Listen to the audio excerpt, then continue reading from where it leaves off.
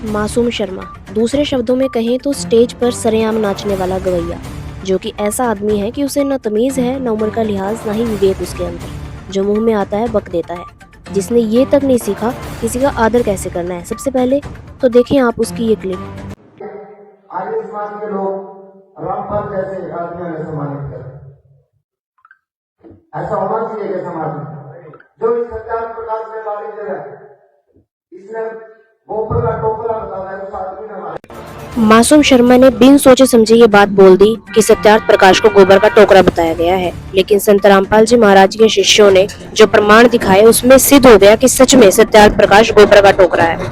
नमस्कार भाइयों, जैसा कि आपको देखने को मिला है कि दाल रोटी बंद होने की वजह से आज एक नया कलाकार मासूम शर्मा भी संत रामपाल जी महाराज जी के ऊपर उंगली उठाने लग गया है। जैसा कि आपने देखा, ये संत रामपाल जी महाराज जी के ऊपर टिप्पणी करता है कि संत रामपाल जी महाराज सत्यार्थ प्रकाश को या महर्षि ध्यान को गाली देते हैं। तो यह कि संत रामपाल जी महाराज जी ने कोई गाली गलौज या इस तरह की टिप्पणी कभी करी नहीं।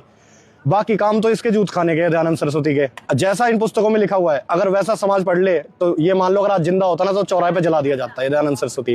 मासूम शर्मा गू के पीपे में घी ढूंढता है। अभी इस पुस्तक का आपका एक अंश दिखाते हैं सत्यार्थ प्रकाश। जैसा ये चौथे समोल्लास में बताता है कि अगर कोई स्त्री गर्भवती है तो उसका पति जब उसको काम वासना हो तो किसी भी विधवा स्त्री के पास जाके संबंध बना ले।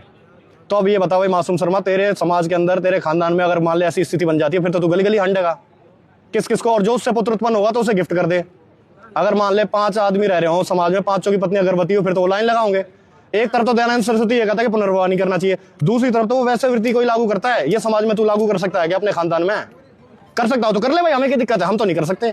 इसलिए संत रामपाल जी महाराज बताते हैं कि पर द्वारा स्त्री का खोले 70 जन्म अंधा डोले। कि अगर कोई वैश्य गमन करता है या दूसरी स्त्री को बहन बेटी भाव के अलावा देखता है तो कुत्ता बनता है। ये स्वच्छ समाज बनाने का काम कर रहे हैं संत रामपाल जी महाराज। अगर तुझे इस दयानंद सरस्वती को ही मानना है, इस गू के ढेर को उठाना है तो ठा, हमने क्या दिक्कत है। दूसरा भाई, एक बार दयानंद सरस्वती की बात मान के विदेश चला जाना 3 साल के लिए, कमाने के लिए 3 साल विदेश चला गया तो उसकी पत्नी 11 पुरुषों के साथ संबंध बना के बच्चा पैदा कर सकती है। इस काम को भी कर ले भाई एक बार, कुछ उद्धार हो जाएगा तेरे समाज का, तेरा ही हो जाएगा। फिर गाना गा लियो, एक खटोला घर के अंदर, एक खटोला घर के बाहर, के एक नहीं होगी घर बैठा है, एक बाहर बैठा है, एक बाहर ने चढ़ रहा, तो बहुत बढ़िया लगेगा। इसको लागू कर समाज में, हमने कब नाटी है। मान भाई, कल ने तेरी बहन बेटी विधवा हो जाए तो उसके पास भी लाइन लग जाएगी, तो उसे क्यों रोक रहा है। जब इस गू के ढेर को तो उठा रहा है और संत रामपाल जी महाराज जिसको तो पूजना चाहिए उसके ऊपर उंगली उठा रहा है, तो इस गंध को भी लेना, इसको अमल कर, अपने घर में कर ले, हमें तो कोई दिक्कत नहीं है। अगर वास्तविकता में जाननी है तो ये देख संत रामपाल जी महाराज क्या शिक्षा देते हैं। ये जीने की राह पुस्तक, इसके पेज नंबर 48 पे खुद देख सकते हो कि गरीब पर द्वारा स्त्री का खोले 70 जन्म अंधा और डोले, मदरा पीवे कड़वा पानी 70 जन्म स्वान के सामने। जो तू मूत पी के पड़ा रहा है ना, दारू के नशे में बंड रहा है, तो संत रामपाल जी महाराज तो समाज को बचाते हैं इन गंध से, इन विचारों से, ताकि एक सभ्य समाज का निर्माण हो। तुम्हारी तरह इस गू के ढेले को ढोके नहीं घूमती दुनिया। और भाई तू इतने मर्द मर्द वाले गाने गावे, इतना ही बड़ा मर्द है, तो इस समोल्लास 4 को लाइव आके पढ़ देना, समाज को भी तो पता चले। जिसको तू लेके चल रहा है कि तेरे लिए बहुत बढ़िया है और जिसकी वजह से तू आदरणीय संत रामपाल जी महाराज जी के ऊपर टीका टिप्पणी कर रहा है, वो समाज भी तो लागू करे उसे। ना तो तेरे घर कुंबे में किसी का होता हो ब्याह तो उनसे ये पढ़ा के भेज दिया कर, भाई ये विकल्प है तेरे पास बेटा, इनको लागू कर सका है तू, ये तो तुम कर नहीं पाओगे।